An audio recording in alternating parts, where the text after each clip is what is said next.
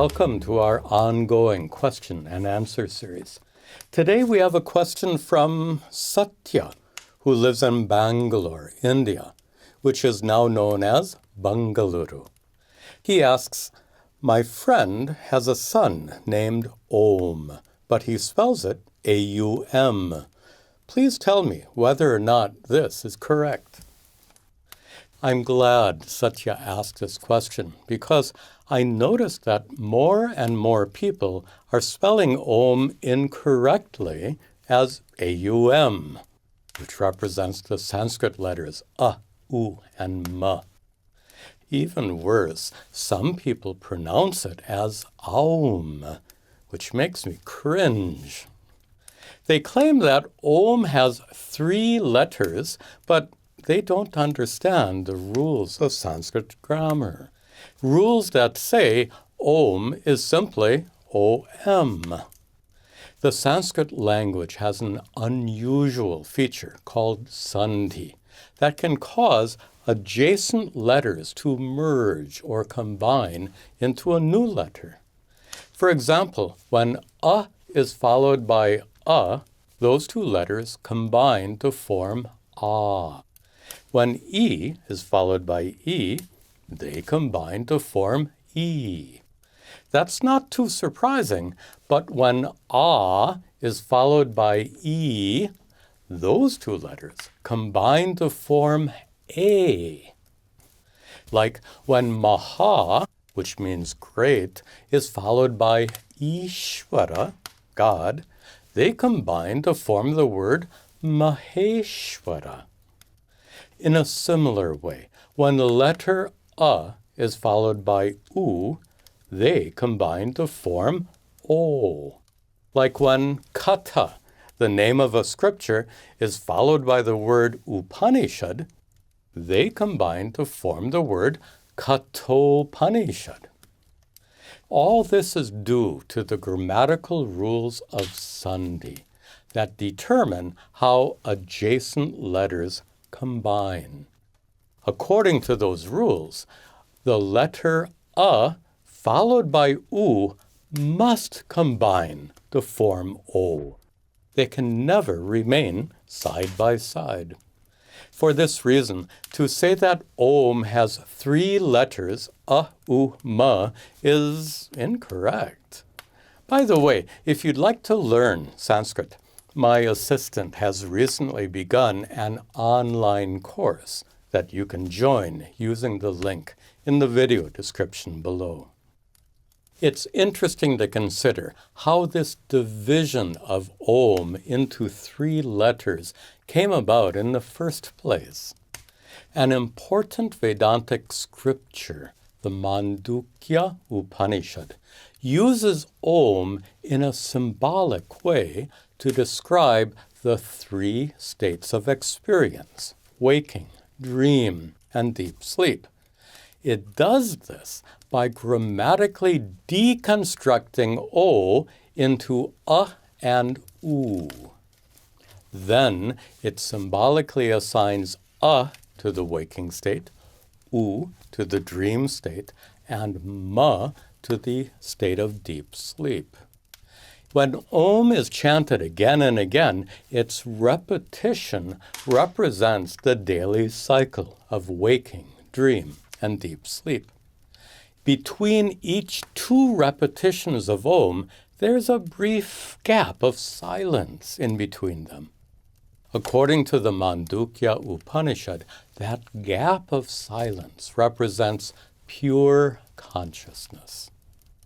So, just as Om emerges from silence and then fades back into silence, so too the waking, dream, and sleep states arise from pure consciousness and resolve back into that consciousness. All this is thoroughly explained in my video on Om meditation, which is also linked below. This grammatical deconstruction of the letter O into A and U was done for the sake of symbolism, not for the sake of spelling or pronunciation. Because the Mandukya Upanishad is so widely studied, many people know that A, U, and Ma represent the three states of experience. But if they don't know Sanskrit grammar, some of them might incorrectly conclude that those three letters actually spell Om. I'd like to share with you a hilarious anecdote told by my guru, Swami Dayananda. You might know him as an extraordinary teacher of Advaita Vedanta, but very few people know that he also had a hidden, mischievous side. When he was a young man, he went to visit an ashram in Andhra Pradesh, a state in South India. When he entered the prayer hall, he found the ashram residents gathered for meditation, and they were chanting aloud in unison, Aum, Aum, Aum. Not surprisingly, my guru found this very amusing. Later, he went to meet the ashram's manager. While they were talking, a dog who had been sleeping in the corner of the room got up, then stretched out its legs and arched its back. While doing this, the dog yawned, making a sound like, Aum. Hearing the yawn, Swami Dayananda playfully asked the manager, "Tell me, did the dog learn this from you, or did you learn it from the dog?" It's a great story. After hearing it, I don't think any of you will ever spell or pronounce Om incorrectly. Om is simply pronounced Om. But there's a hidden detail here. Sanskrit vowels are generally short or long. A and E are short. They're considered to be 1 unit in duration. A and E are long, as are A and O. All these letters are 2 units in duration. But the O of Om is prolated. That means it's extra long. It is 3 units in duration. So Om is properly pronounced with an extra long O. Om. This prolated O is sometimes indicated in writing. Let me show you. The Om at the top is the Sanskrit symbol that's used most frequently. The second Om is formed from the individual letters O and Ma.